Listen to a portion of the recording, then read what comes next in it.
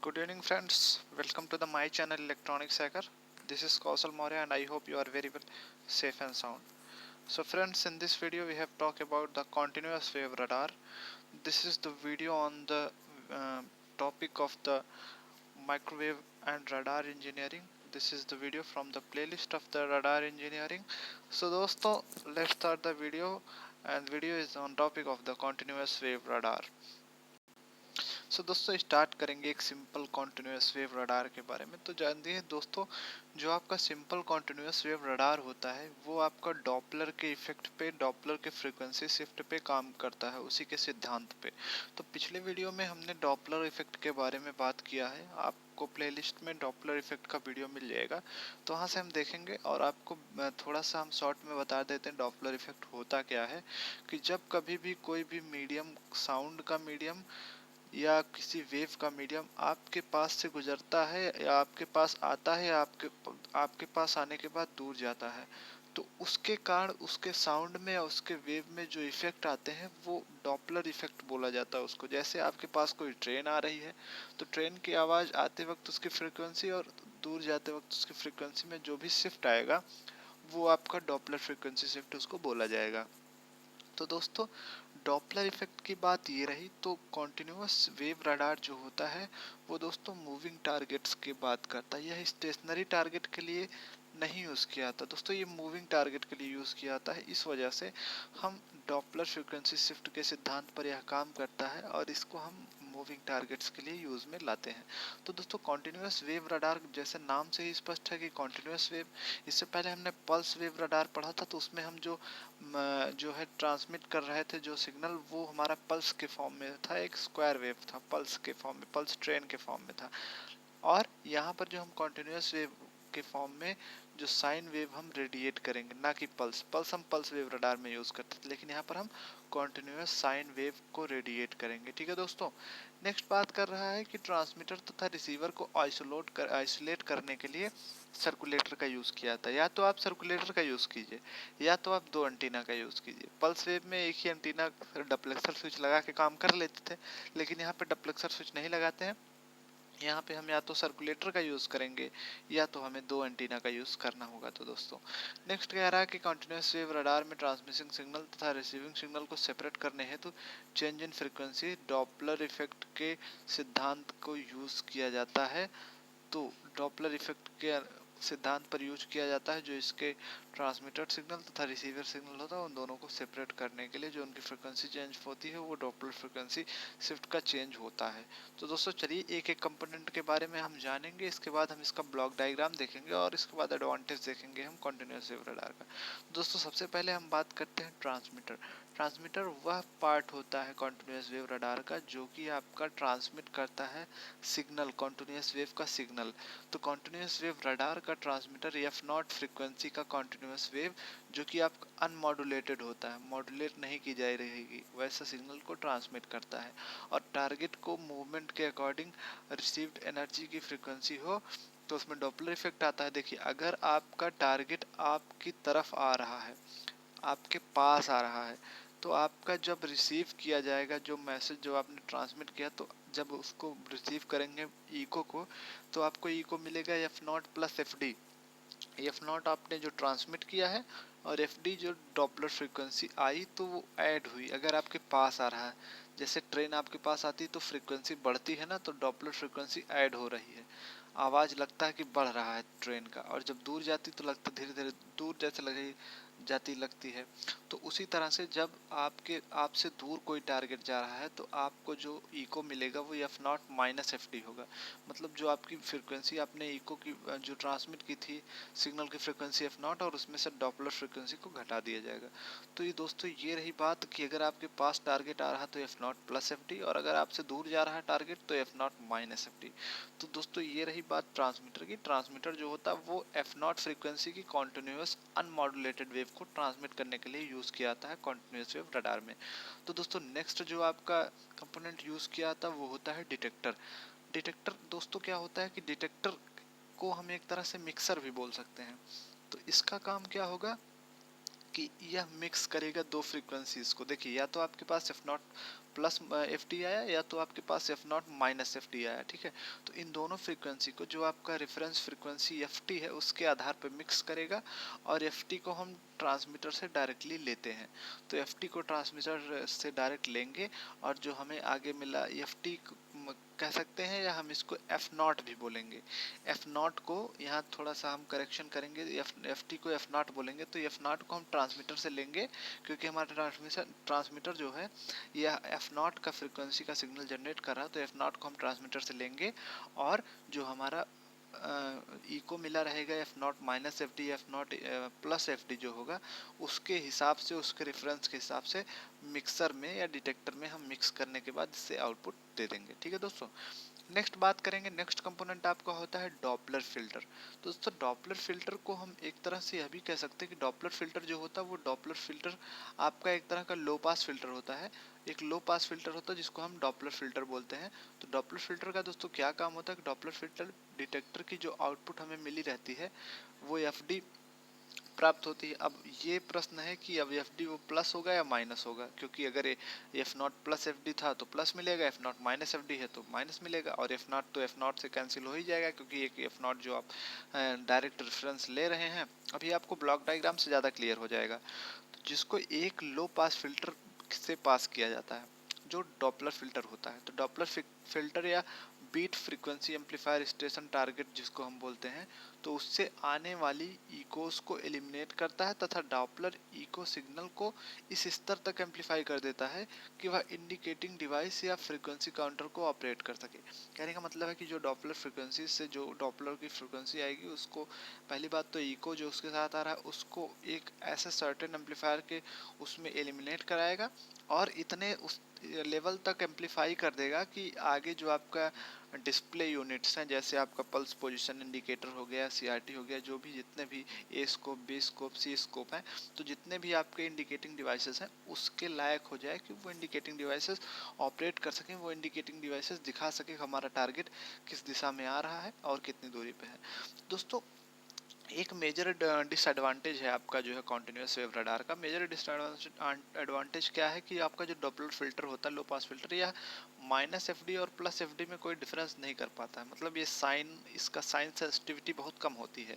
तो इसी वजह से यह टारगेट की मूवमेंट का डायरेक्शन नहीं लगा पाता है। जैसे कि आपके पास आ रहा है कोई टारगेट या आपसे दूर जा रहा है, अगर पास आ रहा है तो प्लस एफ डी हो, तो दूर जा रहा है तो माइनस एफ डी। तो अगर इसके पास साइन का सेंसिटिविटी नहीं होगी तो यह बता नहीं पाएगा कि आपके पास सिग्नल आ रहा है या आपसे सिग्नल दूर जा रहा है। तो इसी वजह से यह जो है, इसके अलावा जो हम इसमें यूज़ किया था डायोड डिटेक्टर ऑडियो आउटपुट जो होता है, यह फ्रीक्वेंसी पर बहुत अच्छा काम नहीं करता है, ऑडियो आउटपुट फ्रीक्वेंसी पर बहुत अच्छा काम नहीं करता क्योंकि यह लो फ्रीक्वेंसी पर मॉड्यूलेशन नॉइस होती है। तो दोस्तों ये थोड़ा इसके डिसएडवांटेज है कॉन्टिन्यूस वेव रडार के। और आगे एक डिसएडवांटेज और आप देखेंगे कि एक डिसएडवांटेज और है कि यह जो है स्टेशनरी जो है टारगेट होते हैं उसके लिए जो है काम नहीं कर पाता है। नेक्स्ट है दोस्तों आपका जो IF एम्पलीफायर होगा यो यूज़ किया जाएगा आपके कॉन्टिन्यूस वेव रडार में। तो आपका IF एम्पलीफायर क्या होता है दोस्तों कि IF एम्पलीफायर का काम क्या होता है कि यह IF एम्पलीफायर जो आपका कॉन्टिन्यूस वेव का इम्प्रूव वर्जन है उसमें यूज़ किया जाता है। तो अभी आप फिगर में आप देखेंगे तो IF एम्पलीफायर का क्या काम होता है, इंटरमीडिएट फ्रीक्वेंसी एम्पलीफायर। तो जो इसका काम होता है कि जैसे कि आपका IF ऑसिलेटर से FI फ्रीक्वेंसी इसको मिली और मिक्सर का आउटपुट हमें F naught plus F I या F naught minus F I देगा, जो कि डॉपलर सिग्नल शिफ्ट के कारण जो है मिक्स किया जाएगा। अर्थात रिसीवर के मिक्सर पर जो हमें आउटपुट मिलेगा वो हमें एफ नॉट प्लस या माइनस एफ डी मिलेगा, जो कि आपका होगा 30 मेगाहर्ट्ज़ का, और प्लस माइनस जो कि 30 मेगाहर्ट्ज़ का तो आपका जो इसने ट्रांसमिट किया था, और जो कि प्लस माइनस उसमें डॉपलर फ्रीक्वेंसी ऐड हुई रहेगी।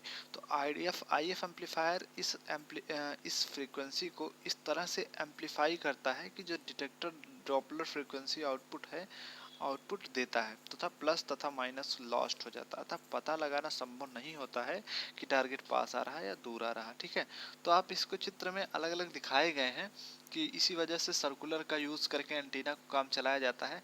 जैसे सर्कुलेटर का यूज क्यों करते हैं दोस्तों? सर्कुलेटर का यूज करते हैं कि आपका जो एक ही एंटीना से काम चलाया जा सके। अगर आप सर्कुलेटर का यूज नहीं करना चाहते हैं तो आप 2 एंटीना लगा सकते हैं कॉन्टिन्यूस वेव रडार में, लेकिन इसके उल्टा पल्स वेव रडार में एक एंटीना का यूज़ किया था और वहाँ पर डप्लेक्सर स्विच का यूज़ किया था दोस्तों। डिफरेंस में हमने देखा है कि यहाँ उसमें डप्लेक्सर स्विच का यूज़ करते थे, इसमें सर्कुलेटर का यूज करते थे। तो चलिए दोस्तों, देर ना करते हुए अब बात करते हैं हम इसके जो है ब्लॉक डायग्राम की। तो दोस्तों, पहला सिंपल सा कॉन्टिन्यूस वेव रडार है और दूसरा आपका मॉडिफाइड वर्जन है कॉन्टिन्यूस वेव रडार का। तो दोस्तों, आपका इस फिगर में देखिए, इस ब्लॉक डायग्राम में पहला सिंपल कॉन्टिन्यूस वेव का ब्लॉक डायग्राम देखेंगे हम। तो ये आपका देखिए एक एंटीना एक ही यूज़ किया गया। क्यों? क्योंकि हमने यहाँ पे सर्कुलेटर का यूज़ कर लिया है। तो दोस्तों, जो हमारा कॉन्टिन्यूस वेव का ट्रांसमीटर ऑसिलेटर है, यह आपका एफ आई फ्रिक्वेंसी का कोई सिग्नल जनरेट किया और एफ आई फ्रिक्वेंसी के सिग्नल जनरेट किया, सर्कुलेटर के थ्रू यह भेज दिया एंटीना में। और एंटीना जो है आपका, मान लीजिए या कोई आपका टारगेट है, मान लीजिए कोई प्लेन है, टारगेट है आपकी, तो यहाँ पर आया, एफ आई फ्रिक्वेंसी ये भेजा था और एफ आई फ्रिक्वेंसी फिर यहाँ से जो है वापस गई इको के फॉर्म में। तो अब देखिए, यह जो एफ आई था, तो एफ आई में अब प्लस माइनस एफ टी जुड़ गया, मतलब डॉपलर फ्रिक्वेंसी। ठीक है, तो ये डॉपलर फ्रिक्वेंसी भी इसमें ऐड हुई, तो यहाँ पे आपको मिला। तो डॉपलर फ्रिक्वेंसी जब इसी एंटीना से जो है इको रिसीव हुआ और फिर आपको मिला कहाँ, यहाँ पर F I plus minus F D मिला। फिर डिटेक्टर में गया। डिटेक्टर का मतलब मिक्सर। मिक्सर ने रेफरेंस लिया था कहाँ से? आपके ऑसिलेटर से, यहीं से आपके जो आपका कॉन्टिन्यूस वेव का ट्रांसमीटर का ऑसिलेटर था उससे एफ आई रेफरेंस लिया था। इस वजह से एफ आई कैंसिल आउट हो जाएगा। तो एफ आई कैंसिल आउट हुआ तो आपका यहाँ पे एफ डी बचा। अब देखिए, एफ डी बचा, प्लस माइनस इस वजह से नहीं दिया गया है क्योंकि यह डिटेक्ट नहीं कर पाता है कि प्लस है कि माइनस है, इसके पास ये सेंसिटिविटी नहीं है। फिर डॉपलर फिल्टर या बीट फ्रीक्वेंसी एम्पलीफायर को देगा। इसके बाद यहाँ से डॉपलर फिल्टर, उसको लो पास फिल्टर होता है, उस फॉर्म में एम्पलीफाई कराएगा। फिर ऑडियो एम्पलीफायर को देगा ताकि ऑडियो एम्पलीफायर इस फॉर्म में एम्पलीफाई करा सके कि वो जो आपको डिस्प्ले यूनिट्स हैं, ए स्कोप, बी स्कोप, पीपीआई या सीआरटी, उस पर शो करा पाए। फिर आपका फ्रीक्वेंसी काउंटर जिस पे आपको शो हो जाता। तो ये रहा बात आपको दोस्तों सिंपल कॉन्टिन्यूस वेव रडार के ब्लॉक डायग्राम की। तो अब इसका जो मॉडिफाइड वर्जन आया दोस्तों, आपका मॉडिफाइड वर्जन में इन्होंने 2 एंटीना का यूज़ किया। अभी तक हमने सर्कुलेटर का यूज़ किया था और एक ही एंटीना से काम चलाया था, लेकिन अब हम 2 एंटीना का यूज़ करेंगे। तो चलिए देर ना करते हुए देखते हैं कि इसका किस तरह से वर्किंग फंक्शन होगा। तो सबसे पहले दोस्तों देखते हैं इसका वर्किंग फंक्शन कि हम किसी मैसेज को ट्रांसमिट कर रहे हैं, किसी सिग्नल को। तो यहाँ से आपका जो कंटिन्यूस वेव का ट्रांसमीटर और ऑसिलेटर है, एफ नॉट सिग्नल का कोई भी फ्रीक्वेंसी ट्रांसमिट कर दे रहा थ्रू द ट्रांसमिटिंग एंटीना। अब यहाँ पे टारगेट मान लीजिए आपका यहाँ है, टारगेट के पास ये आया और यह आया फ्रीक्वेंसी एफ नॉट आया। अब ये जब इको के फॉर्म में रिसीविंग एंटीना के पास जाएगा तो एफ नॉट तो ये रहेगा ही, लेकिन प्लस माइनस इसमें क्या हो जाएगा, प्लस माइनस इसमें हो जाएगा कि क्या कहते हैं कि इसमें प्लस माइनस ऐड हो जाएगा डॉपलर फ्रीक्वेंसी एफ डी जिसको बोलते हैं। तो plus minus F D add होने के बाद फिर जाएगा रिसीवर के मिक्सर पर, और रिसीवर के मिक्सर पर F naught plus minus F D है। और यह आई एफ ऑसिलेटर जो एफ आई है वह ट्रांसमीटर मिक्सर से इसका रेफरेंस लिया है एफ आई फ्रिक्वेंसी का। तो इस फ्रीक्वेंसी का जो रेफरेंस लिया है, इस फ्रीक्वेंसी के रेफरेंस लेकर और फिर आपके पास जो एफ नॉट और प्लस एफ डी आ रहा है, तो इससे रिसीवर मिक्सर के रेफरेंस लेने के बाद रिसीवर मिक्सर से आपका आउटपुट मिलेगा F I plus minus F D. तो F I plus minus F D का रेफरेंस मिलेगा तो इसके बाद देगा आई एफ एम्पलीफायर को, और आई एफ एम्पलीफायर को देने के बाद आई एफ एम्पलीफायर उस लेवल तक एम्पलीफाई करेगा कि आपका जो डायोड डिटेक्टर है वह उसको डिस्प्ले करा सके, और डायोड डिटेक्टर के पास जाने के बाद फिर ऑडियो एम्पलीफायर के पास सेंड करेगा। ऑडियो एम्पलीफायर फिर आपके जो क्या कहते हैं डिस्प्ले यूनिट्स हैं उसको डिस्प्ले करा देगा। वो आपका ए स्कोप है, बी स्कोप है, सी स्कोप है, या और किस तरह के डिस्प्ले यूनिट्स हैं उसके पास यह डिस्प्ले करा देगा, जिससे आप जो है सिग्नल को क्या कहते हैं देख सके कि आपका जो है रडार का सिग्नल कहाँ पर है या हमारा टारगेट कहाँ पर है, उस तरह से देख सके। तो दोस्तों, ये रही बात, आपने ब्लॉक डायग्राम देखे क्या कहते हैं कि कॉन्टिन्यूस वेव रडार के। तो चलिए कुछ अब देखते हैं advantage, limitations and application of the continuous wave radar. तो चलिए सबसे पहले देखते हैं कि advantage of the continuous wave radar. सबसे पहला एडवांटेज क्या है कि give the accurate measurement of the relative velocities using low transmitting power, simple circuitry. देखिए 3-4 बातें इसमें कहा है कि गिव्स एक्यूरेट मेजरमेंट, यह एक्यूरेट मेजरमेंट देता है ऑफ रिलेटिव वेलोसिटी। और दूसरी बात है कि लो ट्रांसमिटिंग पावर पर काम करता है, इसकी सर्किटरी सिंपल होती है और लो पावर कंजप्शन, बहुत ही कम लो पावर कंजप्ट करके जो है आपको टारगेट की जो है एग्जैक्ट लोकेशन दे देता है। और using equipment of the size of the less than the pulse radar, जो पल्स रडार में जो इक्विपमेंट था, बड़ा इक्विपमेंट यूज़ होता था, उसके सापेक्ष में इसका इक्विपमेंट भी आपका छोटा होगा। छोटे डिवाइस से यूज़ करके हम इस टारगेट को रडार को डिज़ाइन कर सकते हैं और टारगेट को पता करा सकते हैं।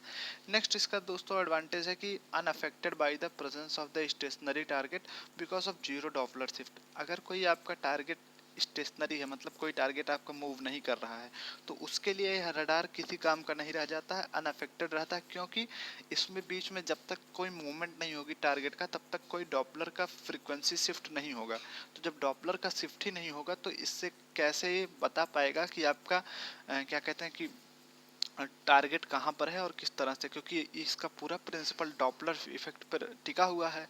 नेक्स्ट दोस्तों इसका एडवांटेज है कि the receiver is on all time, इसका रिसीवर जो होता है ऑल टाइम ऑन रहता है, क्योंकि हम इसमें सर्कुलेटर का यूज़ कर रहे हैं, अदरवाइज हम एक रिसीविंग एंटीना और एक ट्रांसमिटिंग एंटीना यूज़ कर रहे हैं, तो इस वजह से इसका रिसीवर हमेशा ऑन रखना पड़ता है। पल्स में क्या था कि जब तक हम एक पल्स भेज दें दूसरी और उस पल्स की को वापस नहीं आ जाती थी, तब तक हम दूसरी पल्स नहीं भेजते थे। लेकिन कॉन्टिन्यूस वेव रडार में हम रडार को कॉन्टिन्यूस सिग्नल भेजते रहते हैं और कॉन्टिन्यूस सिग्नल को हम रिसीव करते रहते हैं।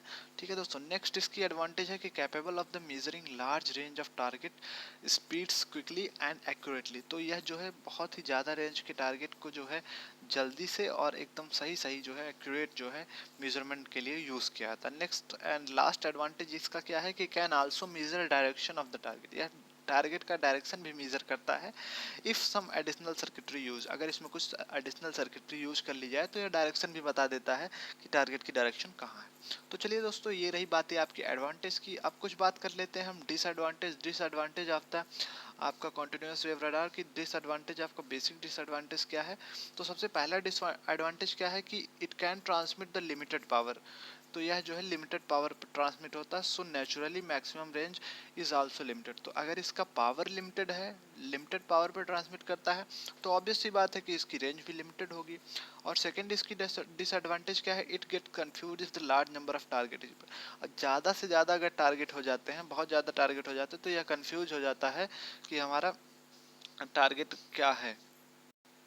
तो यह कंफ्यूज हो जाता है कि अगर ज़्यादा से ज़्यादा टारगेट हो जाता है। नेक्स्ट है दोस्तों इसका लास्ट डिसएडवांटेज क्या है कि it is only capable of the indicating the velocity of the target and not range, तो यह सिर्फ और सिर्फ वेलोसिटी टारगेट का बताने में जो है कैपेबल होता है, ना कि उसकी range. And it this is the greatest drawback, यह सबसे बड़ी ड्रॉबैक थी, क्योंकि अगर इसके पास साइंस सेंसिटिविटी ही नहीं है, अगर इसको यही नहीं पता टारगेट हमारे पास आ रहा है, हमसे दूर जा रहा है, तो ये इसकी सबसे बहुत रेंज ना बता पाने की जो इसकी ड्रॉबैक है, ये इसकी मेजर ड्रॉबैक है। तो इसको आगे सुधारा गया और आगे जो है मूविंग टारगेट इंडिकेटर जो है आया और फ्रीक्वेंसी मॉड्यूलेटेड कॉन्टिन्यूस वेव आया। तो आगे हम आगे के वीडियोस में देखेंगे कि और आगे इसके मॉडिफाइड वर्जन क्या क्या आए रडार में।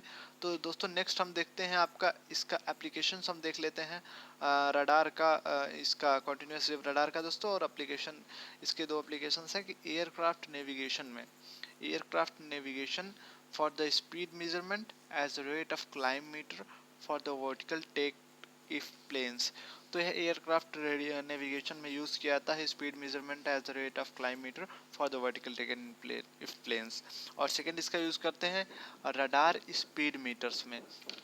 तो दोस्तों ये कुछ एप्लीकेशंस रहे आपके कॉन्टिन्यूस वेव रडार के। तो ये रही बातें दोस्तों कॉन्टिन्यूस वेव रडार की, जिसमें हमने देखा कॉन्टिन्यूस वेव रडार किस तरह से काम करता है, कॉन्टिन्यूस वेव रडार का ब्लॉक डायग्राम देखा और इसमें यूज़ होने वाले कंपोनेंट्स के बारे में, एक एक कंपोनेंट्स के बारे में हमने ब्रीफ में पढ़ा। तो आई होप आपको वीडियो अच्छा लगा हो। वीडियो अच्छा लगा हो तो लाइक सब्सक्राइब करना ना भूलें, बेल आइकन प्रेस करें और अपने दोस्तों को शेयर करें। जो दोस्त आपके डिप्लोमा फाइनल ईयर इलेक्ट्रॉनिक्स में हैं उनके लिए काफ़ी मददगार हो सकता है मेरा video. Thank you very much for watching the video.